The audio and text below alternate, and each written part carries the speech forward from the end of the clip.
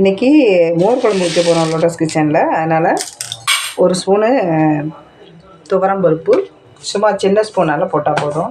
நான் ஒரு 4 பேர் சாப்பிட்ற அளவுக்கு வைக்கிறேன். ஒரு ஸ்பூனு கடலைப்பருப்பு, ஒரு ஸ்பூன் அளவு பச்சரிசி. இதை எல்லாம் கழுவிட்டு நல்லா நம்ம ஒரு அரை மணி நேரத்துக்கு முன்னாடி ஊற வச்சிடலாம். இப்போ நம்ம அரிசி, பருப்பு, ஒரு ஸ்பூனு துவரம் பருப்பு, ஒரு ஸ்பூன் கடலைப்பருப்பு, ஒரு ஸ்பூன் பச்சரிசி ஊற வச்சோம். அது இப்போ ஒரு அரை மணி நேரமாக ஊறிடுச்சு. அதை இந்த மிக்ஸி ஜாரில் சேர்த்துக்கலாம்.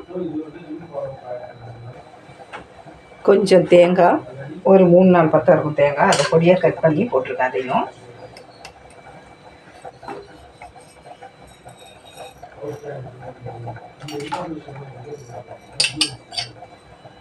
ஜீரகம், ஒரு ஸ்பூன் ஜீரகம்,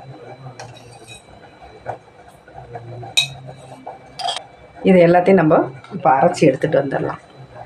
இப்போது ஒரு பாத்திரம் அடுப்பில் வச்சுருக்கோம். அந்த சூடேறட்டும். அதில் எண்ணெய் சேர்த்துக்கலாம். இப்போது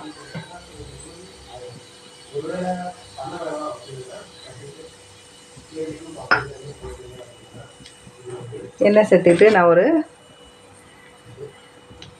ஒரு 7-8 வெண்டைக்காய் இருக்கும், அதை வதக்கி எடுத்துக்கலாம். நம்ம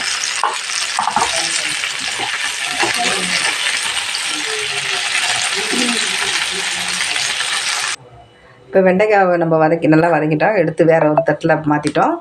இப்போது ஒரு 2 ஸ்பூன் எண்ணெய் சேர்த்துருக்கேன்.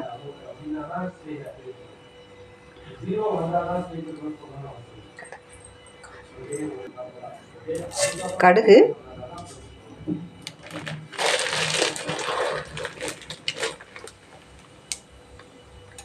உளுந்து,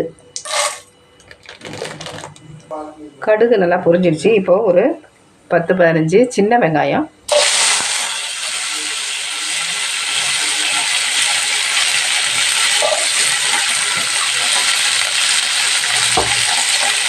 அது கூடயே ஒரு 2-3 கொத்து கருவேப்பிலையும் சேர்த்துருக்கேன். இதில் 2 காஞ்ச மிளகாய், கொஞ்சம் இஞ்சி தட்டினது சும்மா சின்ன துண்டு ஒரு வாசனைக்கு, ஒரு 2 பச்சை மிளகாய்.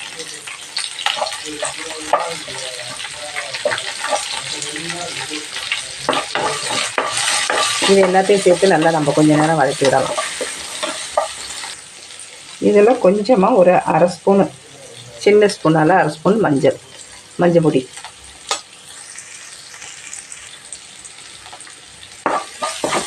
இதையும் கொஞ்சம் அப்படியே சிம்மிலவே இது பண்ணுவோம். இந்த மஞ்சள் பொடி போட்டுட்டு நம்ம அடுப்பை ஸ்பீடாக வச்சோம்னா மஞ்சள் பொடி கருகிடும். அதனால் சிம்மிலே வச்சு லைட்டாக வதக்கலாம்.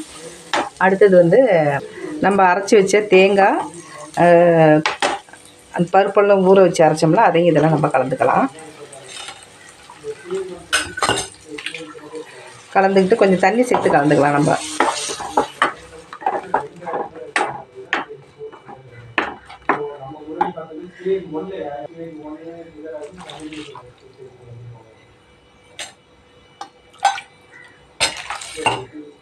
இப்போ இது கூட கொஞ்சம் நம்ம உப்பு சேர்த்துக்கலாம். அந்த மோர் குழம்புக்கு தேவையான உப்பையும் நம்ம இதில் சேர்த்துக்கலாம். சேர்த்துக்கிட்டு நல்லா கொஞ்சம் ஒரு 2 நிமிஷம் கொதிக்க விடுவோம். இதை மட்டும் தயிரை ஒரு 1/2 லிட்டர் எடுத்து வச்சுருக்கேன். அதை நல்லா பீட் பண்ணி எடுத்து வச்சுருக்கிறேன். இந்த உப்பையும் இதில் நம்ம சேர்த்துடலாம்.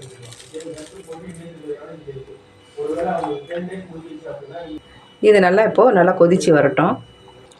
இப்போது நல்லா கொதிச்சிருச்சு. இப்போ இந்த வெண்டைக்காவும் நம்ம இதெல்லாம் சேர்த்துடலாம்.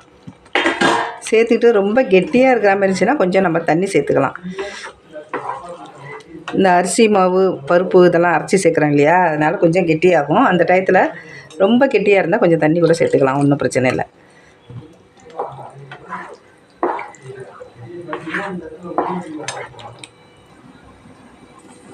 இப்போ பார்க்கலாம். இப்போ நல்லா கொதிச்சிருச்சு. இப்போ நம்ம அடுப்பு ஆஃப் பண்ணிடலாம். இப்போது ஆஃப் பண்ணிவிட்டு இந்த தயிரையும் நம்ம இதில் சேர்த்துடலாம். 1/2 லிட்டர் தயிர் இருக்கும், அதை எடுத்து வச்சுருக்கோம். அதையும் நம்ம இதில் சேர்த்துடலாம்.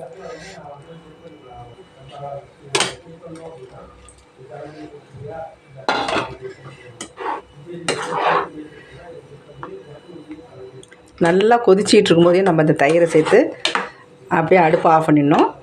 அவ்வளவுதான். இப்போது மோர் குழம்பு ரெடி ஆயிடுச்சு. இதை மாதிரி நீங்கள் ஒரு தடவை ட்ரை பண்ணி பாருங்கள், நல்லாயிருக்கும். நன்றி, வணக்கம்.